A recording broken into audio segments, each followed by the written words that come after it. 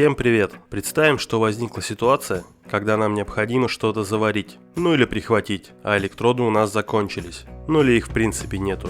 Возникает вопрос, что делать? Ответ простой – сходить в магазин и купить. Но допустим, что такой возможности тоже нет.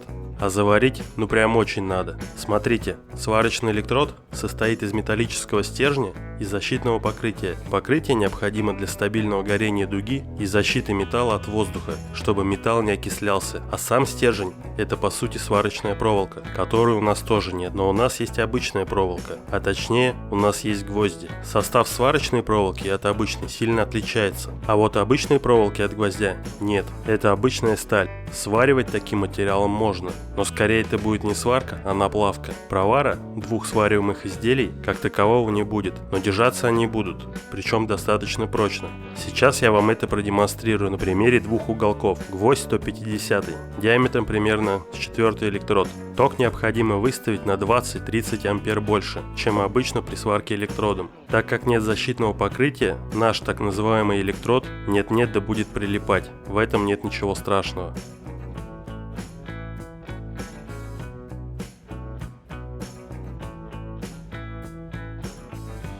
Давайте посмотрим, что у нас получилось. Довольно-таки неплохо.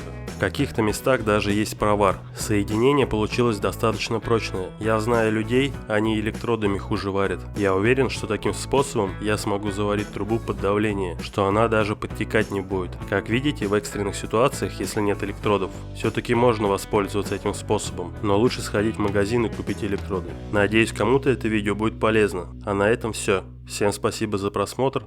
Подписывайтесь на канал и до скорых встреч. Всем пока.